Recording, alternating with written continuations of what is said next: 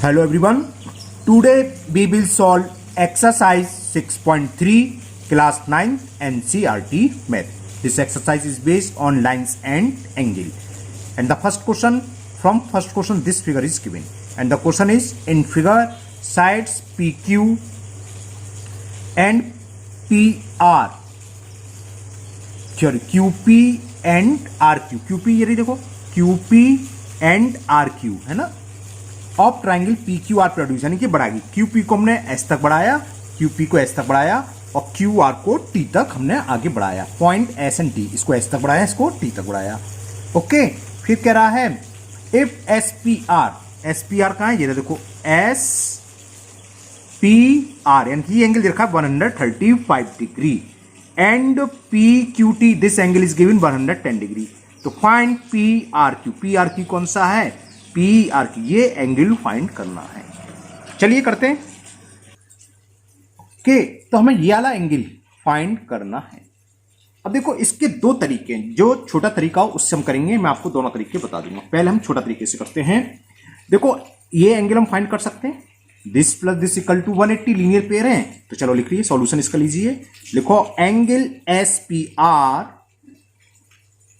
Plus angle R P Q या Q P R, कुछ भी लिख सकते हैं। ये आर पी क्यू या एंगल है ना, ये प्लस ये लिख रहा हूं R P Q plus angle R P Q, इन दोनों का सम हो गया 180 डिग्री। लिखना चाहो आप लिख सकते हो, क्यों होगा? Because these are linear pair angles, ऐसे लिख लो। ओके, इसकी वैल्यू पुट कर दो। एसपीआर कितना है? एसपीआर ये रखा मैं, देखो ये तो है एसपीआर 135 डिग्री, तो 135 डिग्री प्लस क्यूपीआर या RPQ is equal 180 degree. So we can find the angle RPQ that is equal to 180 minus 135 means 45। Subtract कर लिया तो आर पी क्यू निकलाया। हालांकि इसमें ये नहीं पूछा, लेकिन ये हमें निकालना पड़ेगा। Okay, clear. 45 आ गया, कौन सा एंगल आ गया यहां मैं लिख देता हूं। अब पहले समझ लो दूसरा तरीका क्या है। जैसे हमने 45 निकाला था, इसी तरह हम सेम ये निकाल सकते हैं। कौन सा? Angle P Q are plus angle P Q T बराबर 180। तो पी क्यू आर आ जाएगा 70। 180 में से 110 सब्ट्रैक्ट करोगे 70।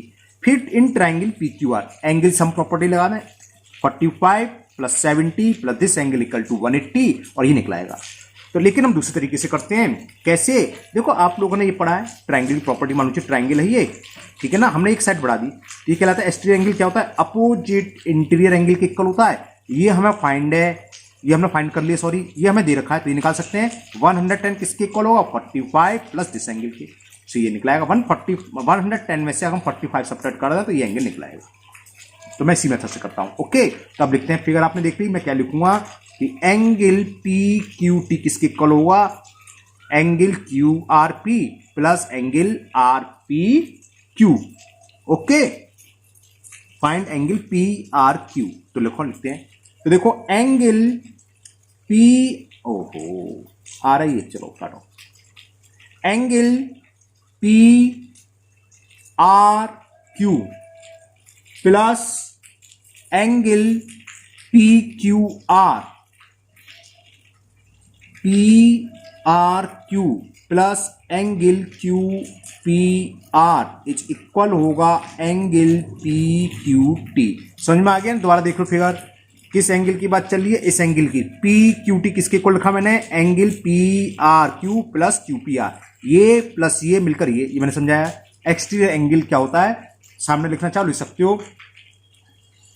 Exterior angle is equal,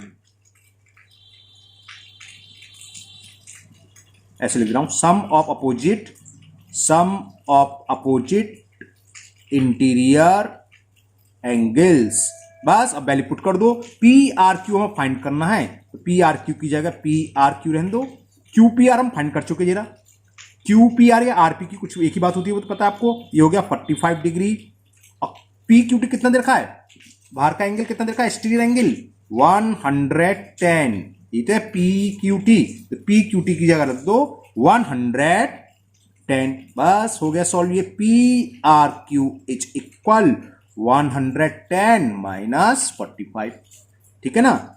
subtract कर दो, आंसर आ जाएगा। Value of P R Q 10 में से 5 गया 5 और 10 में से 4 गया 6 सॉरी। तो answer is 65, it is the answer. Okay, now next question number 2, and the question 2 is in figure 6.40 this figure is given for question number 2. Angle x, this angle is given 62 degree and x y z पूरा angle दे रखा है 54 degree. If y o and z o are the bisector of angle y and angle z respectively, तो find the o z y, ये angle find करना o z y और ये find करना है y o z. चलिए करते हैं। तो देखिए इसके लिए हमें ये फिगर दे रखी है, मैंने अभी पूरी फिगर नहीं बनाई है समझाने के लिए। x की वैल्यू 62, एंगल y की 54। तो देखो इसमें एंगल सम प्रॉपर्टी से z निकाल सकते हैं। x plus y plus z equal to क्या हो जाएगा, क्या हो जाएगा 180। तो पहले यही करते हैं। तो खाली x भी लिख सकते हो, वरना कायदे से क्या लिखना चाहिए, चलो कायदे से लिखूं जब मैं बोल रहा हूं। तो y X Z plus angle X Y Z, वही एंगल सम प्रॉपर्टी, प्लस इसको क्या लिखते हैं वाई जेड एक्स या एच जेड वाई, आपकी मर्जी है, मैंने लिख लिया वाई जेड एक्स। एंगल बीच में आना चाहिए। इन तीनों का सम होगा 180। वाई एक्स जेड कितने दे रखा है 62 डिग्री, है ना, plus X Y Z area कितना है 54, plus angle Y Z X is equal 180 degree. 62 plus 54 कितना हो गया 116 हो गया। 116 plus angle Y Z X is equal 180। तो इससे क्या हुआ, angle Y Z X find हो गया 180 माइनस 116, 420, 64 आ गया। सबट्रैक्ट करा सिंपल, 10 में से 6 गया 4 और 17 में से 11 गया तो 6, यानी कि कौन सा एंगल 64 आ गया, इस फिगर से ये एंगल आ गया 64। अब क्या करा, यहां कोई पॉइंट, मतलब इसका वाई सेक्टर में ड्रॉ करा और इसका ही वाई सेक्टर ड्रॉ करा और इसके नेम दे रखे इन्होंने, ओ पर मीट हो रहे हैं। अब ये वाई सेक्टर ड्रॉ करा तो ये एंगल कितना होगा इसका 54 का हाफ, क्यों, because O Y is the bisector of angle Y. इसी तरह ओ जेड, ये एंगल कितना होगा 64 का हाफ 32, क्योंकि इसमें क्या क्या पूछा है दोबारा सुन लो, O Z Y, O Z Y का मतलब ये एंगल पूछा है, तो ये तो हो गया सीधे सीधे निकलाया 32। और फिर पूछा है Y O Z, Y O Z का मतलब ये, इस एंगल को फाइंड करने के लिए अंदर वाला निकालना पड़ेगा, सम ऑफ इंटीरियर एंगल। तो पहले तो ओ जेड वाई पूछा है तो ओ जेड वाई लिखते हैं। तो लिखो कि सिंस जेड ओ या ओ जेड देखा तो ओ जेड लिख लो, एक ही बात होती है, O Z is the bisector of angle Y Z X. देख रहे हो याला, ये क्या है, इस एंगल का इसको लिखेंगे वाई जेड एक्स का बाइसेक्टर है, तो ये एंगल क्या होगा हाफ हो जाएगा क्योंकि बाइसेक्टर है। तो लिखते हैं so angle O Z Y equal to होगा half angle Y Z X, और वाई जेड एक्स कितना है जरा 64, तो ये निकला यहाँ पे। जो पहला एंगल पूछा था ओ जेड वाई आ गया half into 64 means 32 degree. Okay, एक एंगल तो निकलाया। अब हमें फाइंड करना ये एंगल, इसके लिए हमें ये एंगल और चाहिए, तो ट्राइंगल ले लेंगे हम O Y Z, angle sum property लगा लेंगे। तो ये कितना होगा ओ वाई जेड क्या होगा इसका हाफ, क्योंकि ओ वाई क्या bisector of X Y Z. चलो ये पहले लेंगे, देखो कि since O Y is the bisector, bisector का मतलब दो इक्वल पार्ट्स में डिवाइड करना एंगल को, है ना। O Y is the bisector of angle X Y Z, therefore angle O Y Z equal to होगा half angle X Y Z. समझ में आ गया, बाइसेक्टर तो इसका हाफ होगा। तो हाफ एक्स वाई जेड हमें गिवन था, दिखाता हूं मैं, एक्स वाई जेड था 54 डिग्री, 2 से 54 27 टाइम्स वर कैंसिल, तो 27 डिग्री आ गया ओ वाई जेड। ठीक है ना, हमें ये फाइंड नहीं करना है, लेकिन हो सकता है फाइंड करा ले, तो ये हो गया। तो हमें अब ट्रायंगल प्रॉपर्टी लगानी है, sum sorry angle sum property है ना। तो लिखो in triangle O Y Z, figure दोबारा दिखाता हूं, ओ वाई जेड कौन सा है, छोटा वाला ट्रायंगल, ये O Y Z, this angle plus this angle plus this angle equal to 180, angle sum property जिसे बोलते हैं वही हम लिख लेते हैं। Angle O Y Z plus angle O Z Y plus Y O Z, तीनों एंगल आ गए 180 डिग्री। आप ब्रैकेट में लिख सकते हो एंगल सम प्रॉपर्टी।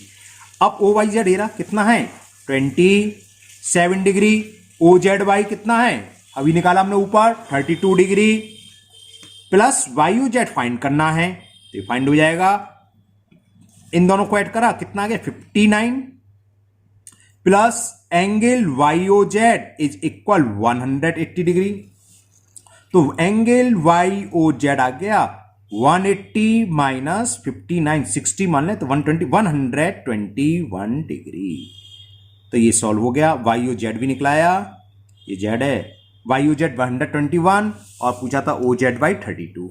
ओके, तो मुझे उम्मीद है आपको दोनों क्वेश्चन बहुत अच्छे से समझ में आ गए होंगे। Now we will solve question number 3 and the question 3, this figure is given, line A B parallel to DE, angle BAE, this angle is given 35 degree and EDC is 53. तो find the angle DCE, हमें DCE को find करना है। तो ये देखो बहुत simple सवाल है, देखो AB पैरेलल टू DC, तो this angle equal to this angle, alternate interior angle होगा, तो ये कितना हो जाएगा 35 डिग्री। फिर हम ले लेंगे in triangle CD, 53 plus 35 plus this angle equal to 180 और ये निकलाएगा। छोटा सा सवाल था, तो चलिए लिखिए, तो लिखा ना करते हैं, तो हमने लिख लिया since A B parallel to DE दे रखा है हमें, तो क्या होगा एंगल DEA इज इक्वल, अभी मैं दिखाऊंगा आपको, VAE, कैसे एंगल है ये, अल्टरनेट इंटीरियर एंगल्स, ये रहे देखो, कोई क्या लिखा हमने, DEA equal to BAE। Okay, तो ये कितना हो गया 35, तो ये एंगल इक्वल आ गया 35। ये तो बहुत छोटा सवाल था, इज इक्वल 35 डिग्री। अब वही छोटा वाला ट्रायंगल ले लो, कौन सा ट्रायंगल ये, क्योंकि ये निकला है, ये कितना निकला है 35, दिख रहा है आपको, सबको समझ में आ गया होगा। एंगल सम प्रॉपर्टी लगानी है इन ट्रायंगल CDE, तो लिख लो इन ट्रायंगल CDE हमें कौन सा एंगल फाइंड करना है DCE। चलो पहले वो लिख रहा हूं, तो angle DCE plus angle D, देखो ये मैंने DEE लिख दिया है, DEE नहीं DEA है ना, ए है ये, तो DEA plus angle CDE is equal 180 degree. अब यहां समझ लेना है DEA कौन सा एंगल है, DEA का मतलब DEC है, ये राम भी तो बढ़ रही है, इसकी लेग कितनी बढ़ा लो एंगल तो वही रहेगा, तो DEA का मतलब DEC, क्लियर ना, नहीं कहोगे DEA कहां से आ गया, DEA या DEC एक ही बात है। अब वैल्यू पुट कर दो, DCE हमें फाइंड करना है, DEA ये दे रखा है 35, हमने जो भी फाइंड करा ऊपर 35 डिग्री, CDE हमें गिवन था 53 degree is equal 180 degree. So angle DCE plus इन दोनों का सम कितना हो गया 88 इज इक्वल 180 डिग्री, तो निकल आया एंगल DCE इज 180 माइनस 88 कितना हो गया 92 हो गया, 92 डिग्री। बस क्वेश्चन नंबर 3 हो गया कंप्लीट, समझ में आ गया, बहुत सिंपल था। Now next question number 4, now this figure is given for question number 4, PQRS, ये RS है, मैंने ये भी लिख दिया था तो मैंने बाद में सीखा है ना RS, और this angle is given 95 degree, this angle is given 40 degree, this angle is given 75 degree. तो कह रहा है find the value of angle SQT, हमें एंगल SQT निकालना है। तो देखो ये भी बहुत छोटा है, कैसे निकालेंगे, अब ये कोई पैरेलल तो दे नहीं रखी, अगर ये लाइन इसके पैरेलल होती है 95, ये भी 95 हो जाता, पैरेलल नहीं दे रखी कोई भी, तो क्या करें, ये एंगल निकालेंगे सबसे पहले, इस वाले ट्रायंगल में PRT में एंगल सम प्रॉपर्टी लगा लें, ये 95 है, 100 मान लेता हूं, चलो 140, तो ये आ जाएगा 45 आ जाएगा। ओके, जब ये 45 है तो ये कैसे दोनों एंगल हैं वर्टिकली अपोजिट एंगल, तो ये भी 45 जो भी आएगा 45 ही आ रहा है, हाँ तो ये भी 45 आ जाएगा। फिर इसमें लगा देंगे angle sum property, 45 plus 75 plus this equal to 180, तो ये एंगल निकला है। चलिए करते हैं। तो सबसे पहले हमें क्या फाइंड करना है, ये वाला एंगल, क्यों और कोई तरीका नहीं है। या तो अगर ये पैरेलल दी होती तो डायरेक्ट हो जाता ये 95, तो ये भी 95 अल्टरनेट इंटीरियर, लेकिन कोई भी साइड्स पैरेलल नहीं है। और जब तक पैरेलल नहीं है तो ध्यान रखना, ये नहीं कि सर ये तो पैरेलल लग रही है अपनी तरफ से पैरेलल मान लो। इसी तरह एक ये, अगर ये ट्राइंगल है तो मैंने बहुत से बच्चों को देखा सर ये 90 डिग्री कहां देख रहा है भाई, मैथ्स में जब तक नहीं गिवन होगा, जब तक ये सिंबल ना दे रखा हो तब तक ये 90 डिग्री नहीं है, ये कुछ भी हो सकता है ना। ओके, अब जैसे भी ये 95 लग रहा है और वैसे कायदे से क्या है, हमें फिगर गलत है, 90 से कम है, एंगल दिख रहा होगा ना, एक्यूट एंगल लग रहा है 95 का, 90 तो जाता ऊपर जाना चाहिए। तो मैथ्स में लगने से कुछ नहीं है, जो लिखा हुआ है वो आप मानोगे, ये नहीं हमें क्या लग रहा है ना। मैंने ये फिगर थोड़ी ऐसी बनाई है, इसको फैल कर बनाना चाहिए। ओके चलिए करते हैं। तो पहले हम इस वाले ट्रायंगल में लिख लेते हैं, चलो लिख लेते हैं इन ट्रायंगल PRT, और बार बार सब चीज लिखने की जरूरत नहीं है, डायरेक्ट लिखो एंगल। एंगल से मतलब पहला एंगल क्या है, 95 प्लस 40 प्लस ये लिख लो, इसे चाहे PTR लिखो चाहे RTP, ये तो आपको पता है जो एंगल होता है उसको बीच में लिखना है, बाकी दोनों साइड में आती हैं। तो angle PTR is equal 180, angle sum property है ना, ये कितना हो गया 135 plus angle PTR is equal 180 degree. Orally तो बड़ी जल्दी हो गया था, आंसर आ गया था, लेकिन सॉल्व करने में तो टाइम लगेगा। 180 माइनस 135 कितना हो गया 45 डिग्री, एंगल PTR आ गया 45। कौन सा 45 आ गया ये, जब ये 45 है तो ये भी 45 होगा कि नहीं होगा, क्यों होगा, क्योंकि वर्टिकली अपोजिट एंगल। तो लिख दो एंगल STQ या QTS, कुछ भी लिख लो, QTS लिख देता हूं चलो। सो एंगल QTS इक्वल होगा एंगल PTR, क्यों होगा, because these are vertically opposite angles, ये वर्टिकली अपोजिट एंगल्स हैं। तो एंगल QTS भी आ गया 45 डिग्री। क्लियर, कौन सा निकल आया, ये निकल आया। फाइंड क्या करना था, ये करना था, इसे 80 4 60 डिग्री आंसर आ गया। अब क्या लेंगे, इन ट्राइंगल QST, समझ में आ गया आप लोगों के, है ना। लिख दो in triangle QST, angle sum property लगा दें, इन ट्राइंगल QTS QST कुछ भी लिखो, उससे कोई फर्क नहीं, तीनों नंबर आ जाने चाहिए। तो हमें फाइंड करना है एंगल SQT, तो एंगल SQT प्लस लिख दो, बार बार क्या लिखोगे, 75 प्लस 45 इज इक्वल 180 डिग्री लिख लोगे। Angle sum property, angle sum properties, तो कितना हो गया, मैं चाह रहा हूं ये थोड़ी सी स्पेस बचे, यही क्वेश्चन हो जाए, इसलिए छोटा छोटा लिख रहा हूं। 75 और 45 कितना हो गया 120, निकला है angle. So angle SQT is equal 180 minus 120 60 degree. It is the answer of question number 4। Now we will solve question number 5. Now question number 5. In this question, this figure is given. It is given PQ parallel to ST. चलो मैं लिख देता हूं PQ parallel to ST. Okay. This angle is X. This angle is 28. This angle is Y. This angle is 65. तो find the value of X and Y.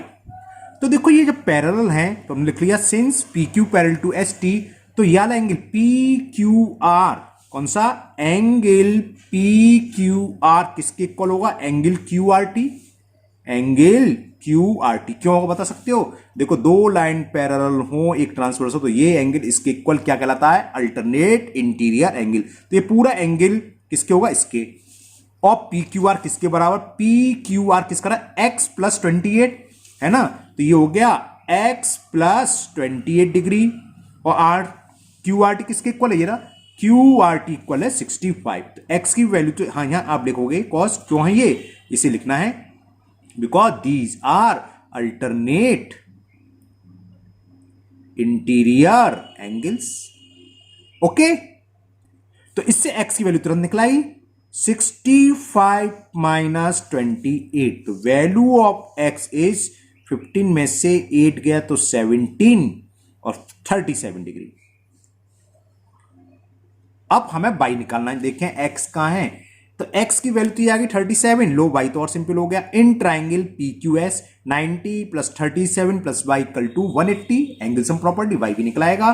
तो लिखो in triangle PQS है, PQS है ना, तो एंगल P इस symbol का तो पता है 90 डिग्री, तो 90 प्लस y प्लस x, तो लिखो 90 plus x plus y is equal 180 degree.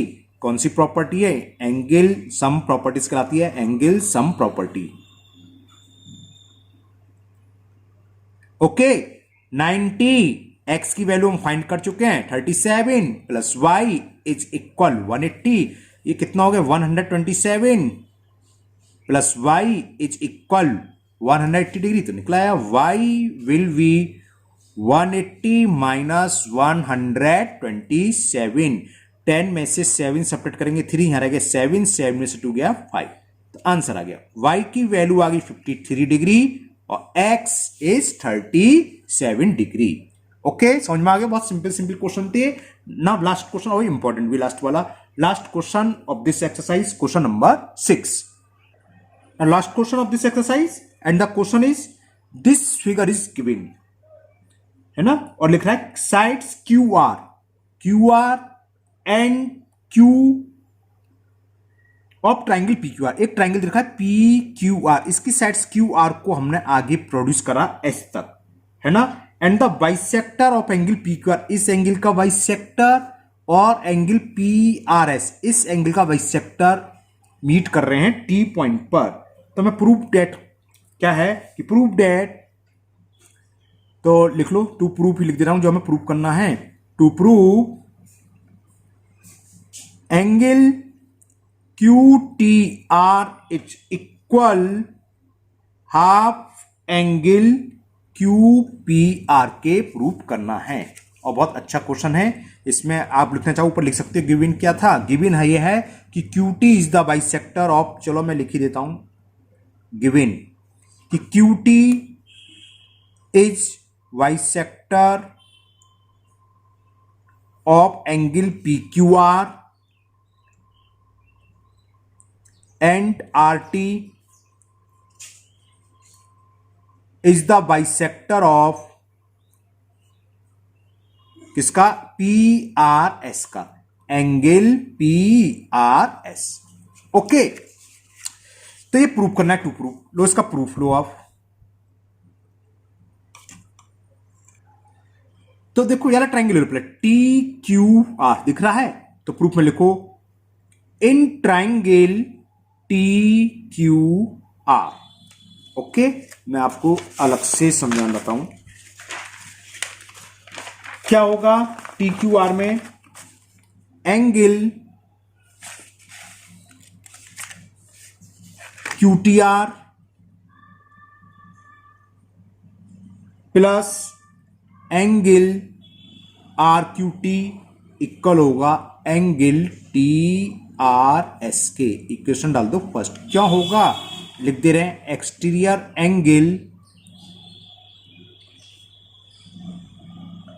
Angles equal some of opposite interior angles. इस कॉस के कारण होगा। कैसे होगा दोबारा समझ लो, मैं एक पेपर पर अलग से फिगर समझाता हूं आपको।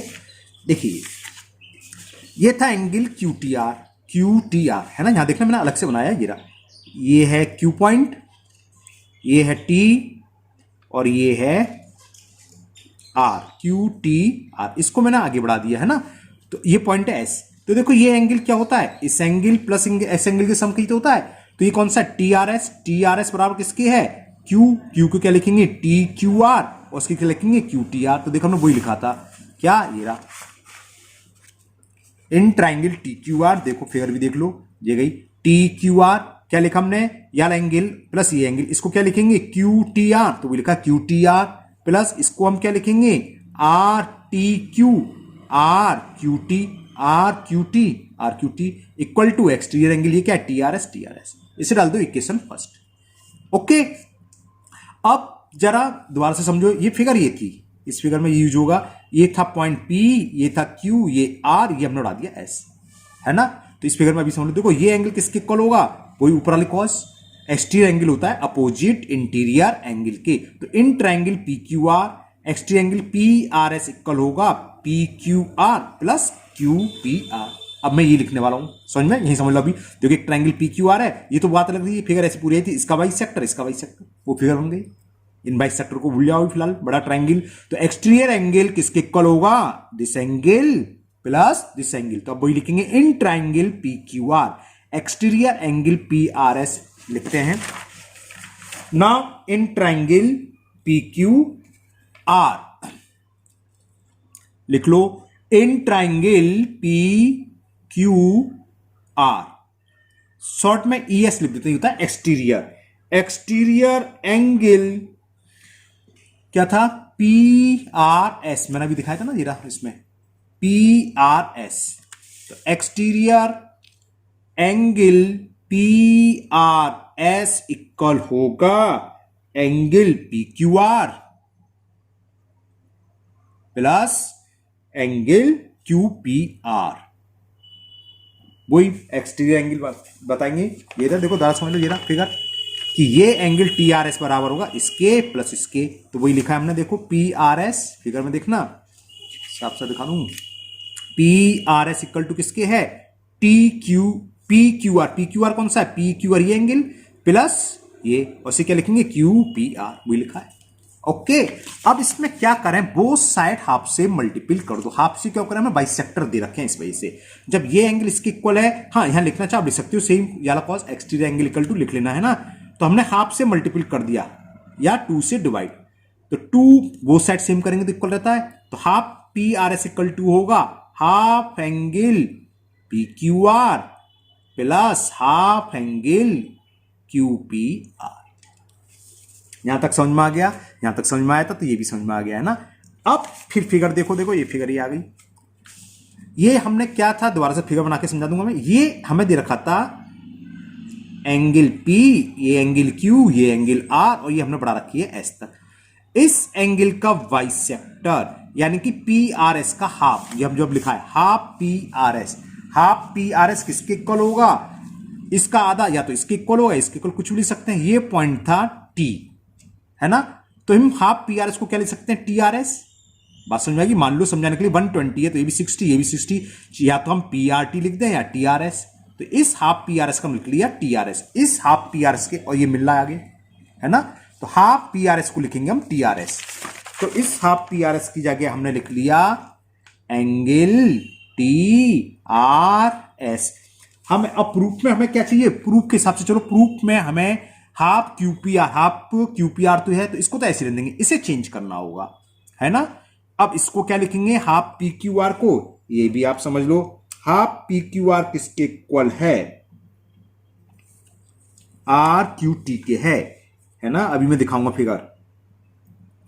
हाफ PQR तो सेम रहेगा, क्योंकि हमें प्रूफ में PQR चाहिए, वरना से भी चेंज कर दे, प्लस ये नहीं चाहिए तो इसे हटाओ, और QPR इक्वल टू है RQT। अभी दिखाता हूं मैं, एंगल RQT, ये देखो कैसे है, क्या है, देखो हाफ QPR एंगल कौन सा है,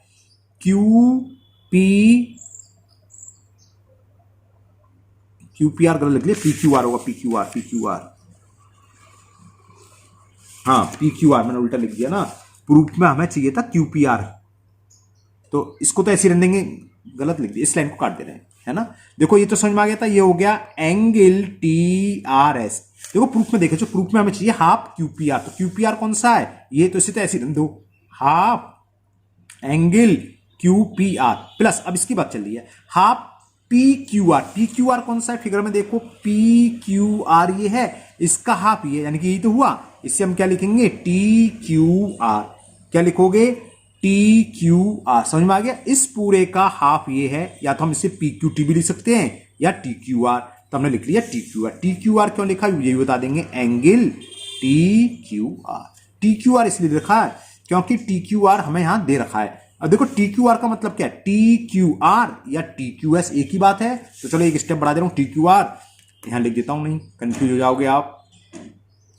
plus angle T Q S, ये है एंगल टी आर एस।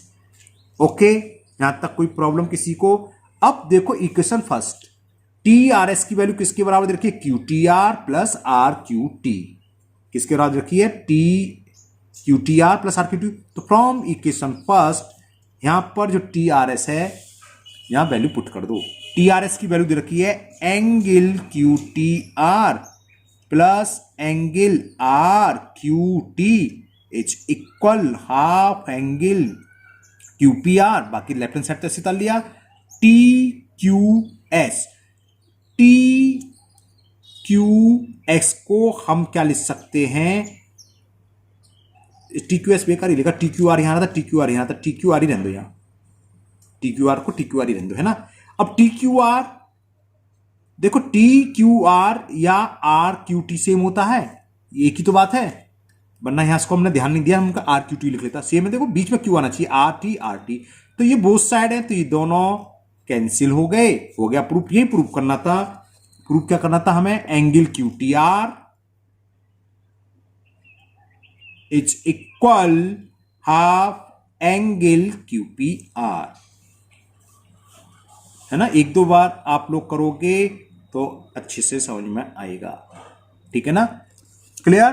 तो ये एक्सरसाइज आपकी कंप्लीट हुई, ये चैप्टर भी फिनिश हुआ, लेकिन मेरी तरफ से ये चैप्टर अभी फिनिश नहीं हुआ। अभी मैं इसके कुछ नहीं, बाकी काफी कुछ 3-4 वीडियो एक्स्ट्रा क्वेश्चन के डालेंगे, तब मानेंगे कि ये चैप्टर क्लियर हुआ। क्योंकि एनसीईआरटी में बहुत कम क्वेश्चन दे रखे हैं, इसमें बहुत अच्छे अच्छे क्वेश्चन हैं, वो मैं आपको एक्स्ट्रा क्वेश्चन कराऊंगा 3-4 वीडियो में, उसे आप जरूर करिएगा। एनसीईआरटी के क्वेश्चन, ये क्वेश्चन इंपॉर्टेंट था, क्वेश्चन नंबर 6, है ना। तो लेकिन जो एक्स्ट्रा उन्हें जरूर करिए, जब समझेंगे कि आप लाइन्स एंड एंगल के क्वेश्चन सॉल्व करने लायक हुए। ओके, ठीक है, मुझे उम्मीद है आप लोगों को खूब अच्छे से समझ में आ गई होगी। अगर आप लोग पहली बार वीडियो देख रहे हो तो चैनल को सब्सक्राइब करना ना भूलें। साथ ही साथ अगर वीडियो पसंद आई तो लाइक करें, अपने दोस्तों को भी शेयर करें, जिससे कि वो भी इस वीडियो को फायदा उठा करें, है ना। फिर मिलते हैं नेक्स्ट वीडियो में। Thank you.